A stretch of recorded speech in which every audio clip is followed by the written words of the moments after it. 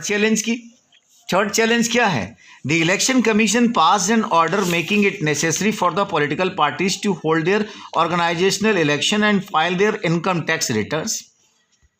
इसका मतलब क्या है? इसका मतलब क्या है? इसका मतलब होता है कि all the formalities, legal formalities have to be done by the candidate.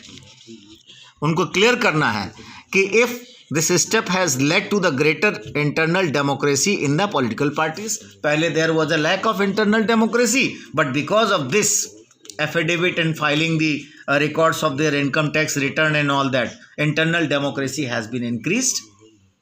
पहले लोगों को पता ही नहीं चल पाता था किसके पास क्या है, किसके पास क्या नहीं है, कितना इनकम भरते हैं, कितना इनकम नहीं भरते हैं, या कहीं वो डिफॉल्टर तो नहीं। लेकिन अब जब से इनकम टैक्स फाइल भरी जाने लगी है, इनकम टैक्स रिटर्न दाखिल करना पड़ता है, तो आप सब कुछ क्लियर हो गया। There is no lack of internal democracy.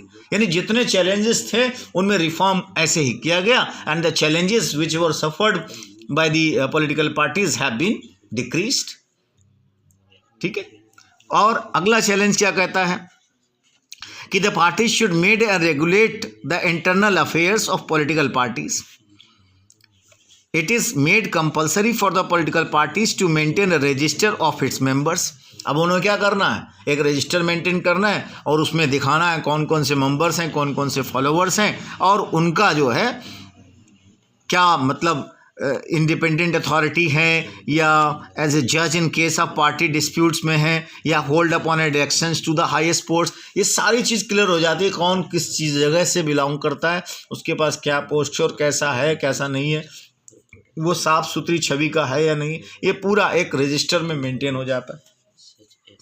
Her parties को अपने मेंबर का एक रजिस्टर बनाना पड़ता है, मेंटेन करना पड़ता है, to make it clear that all the members and the candidates which are joining that party are of clear picture. ठीक है। फिर अगला चैलेंज क्या है?